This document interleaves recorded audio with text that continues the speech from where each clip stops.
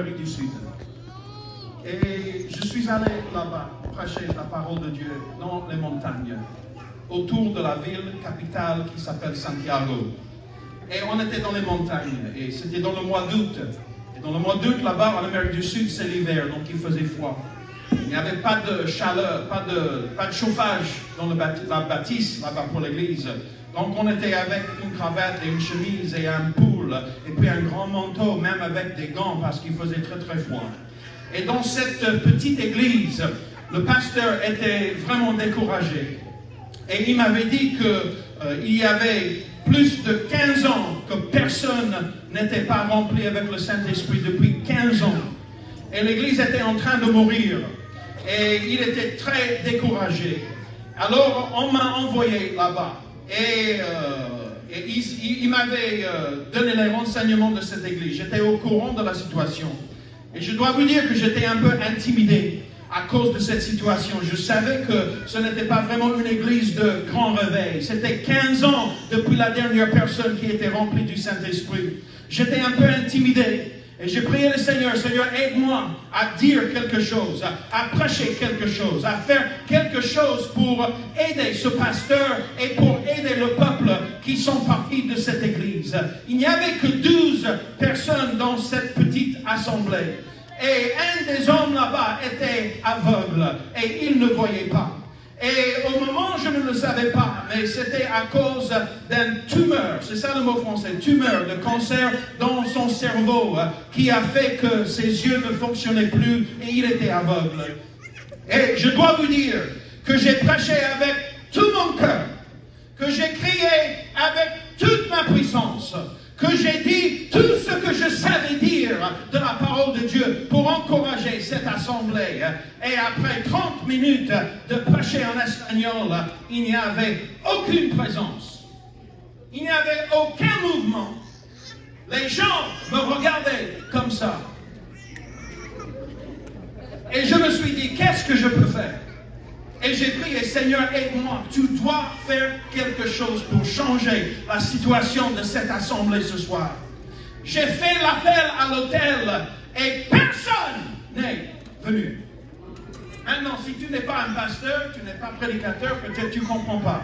Et quand tu prêches avec tout ton cœur et les gens t'observent comme ça, et tu donnes l'appel à l'hôtel et personne ne vient, tu es un peu découragé. Bon, pas un peu, mais beaucoup découragé, hein? Et tu dis, peut-être c'est les mots, je n'ai pas utilisé bien la théologie, qu'est-ce que j'ai fait de mal? Tout d'un coup, je leur ai dit, alors levons les mains et prions tous ensemble de nos bancs, de nos sièges. On a commencé à prier, c'était lourd, c'était difficile, on ne voulait pas prier, c'était une situation très, pour moi, déprimante, parce qu'il n'y avait pas le mouvement du Saint-Esprit, pas du tout, pas du tout. Et j'ai fait, au moment je pensais que j'avais fait une bêtise, pasteur. Parce que tout d'un coup, quelque chose commençait à bouger dans mon esprit. Et je suis devenu un peu fâché, en savant que nous avons déjà passé 1 heure de temps dans la maison de Dieu, sans aucun mouvement, aucune onction, il n'y a rien qui se passe. Et tout à coup, avec ma grande bouche, j'ai dit, frère, si tu t'approches tout de suite avec l'assistance de quelqu'un d'autre vers l'autel, je vais prier pour toi et le Seigneur va te guérir de ton aveuglement. Et lorsque les mots sortaient de ma bouche, je me suis dit, qu'est-ce que je viens de dire? Et je me suis dit, oh là là. Et si je prie pour le monsieur et le Seigneur ne le guérit pas, ils vont appeler mon pasteur. Et vous ne connaissez pas mon pasteur, mais moi je connais mon pasteur. Et ça ne va pas. J'aurais des problèmes. Mais tout d'un coup, je ressentis une puissance de Dieu. Je ressentis la foi. Et tout le monde maintenant, il n'était plus comme ça. Maintenant, ils étaient comme ça en train de me regarder. Qu'est-ce qu'il va faire? Quand l'aveugle est venu, il m'a dit, hermano, frère, prends la bouteille de l'huile et enverse la bouteille de l'huile sur ma tête. Ce n'était pas une petite bouteille comme ça. C'était une grande bouteille. Je dis, ¿estás seguro? ¿T'es sûr? Il a dit, on verse la bouteille sur moi. J'ai dit, bon, on a déjà dedans. On continue. J'ai versé la bouteille d'eau. On a commencé à prier. J'ai prié de tout mon cœur. Rien ne s'est passé. J'ai dit, Seigneur, il faut que quelque chose se passe. Il faut que tu m'aides. Nous voilà en train de faire cette grande bêtise. Mais laissez-moi vous dire, ce n'était pas une bêtise. Parce que vous savez, après 5 minutes, on a prié encore 5 minutes. Et tout à coup, il a dit, je vois de lumière. Je vois de lumière. Je vois de lumière. Et le Seigneur l'a guéri. Le Seigneur l'a guéri. Le Seigneur l'a guéri.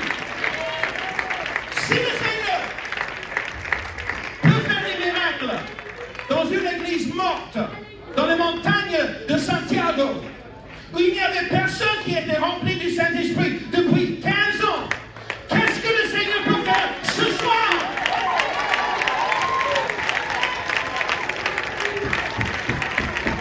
Oh, Alléluia! Alléluia! Alléluia! Est-ce qu'il y a quelqu'un qui croit avec moi ce soir? Voici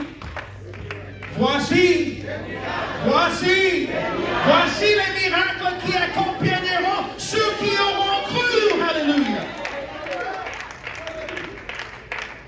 Il y avait un peu plus de foi après ce miracle. On m'a invité à prêcher là-bas à Costa Rica. Je suis allé là-bas avec un groupe de jeunes de West Virginia. On est allé avec un groupe qu'on a fait ici au Québec il y a 10 ans. Et on était là-bas à Costa Rica avec ce groupe. Et j'étais le président de la jeunesse. Et on était là-bas. Il y avait une fille sourde là-bas. Et elle était la cousine du missionnaire là-bas à Costa Rica. La cousine, elle était la cousine. Et elle vivait là-bas, à San José.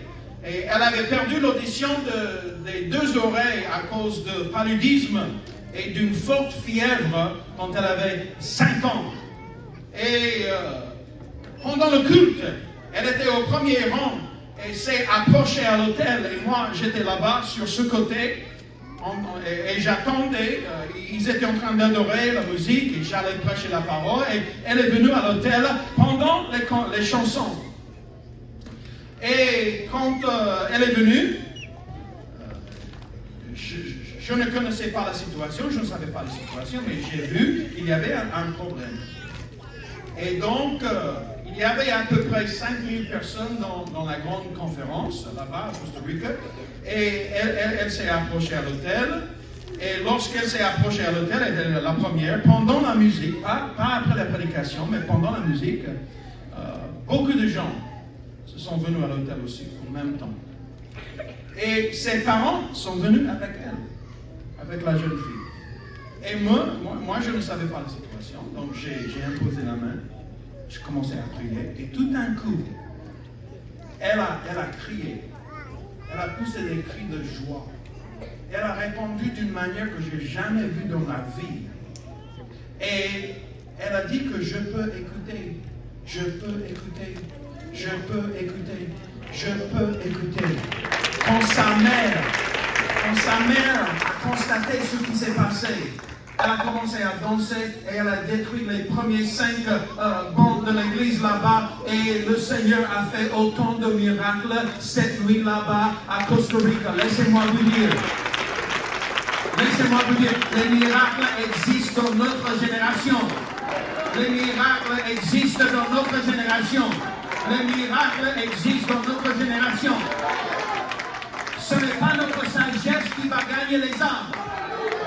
Les âmes ne croient pas en Dieu. Le peuple moderne au Canada ne croit pas en Dieu. Il faut la puissance de Dieu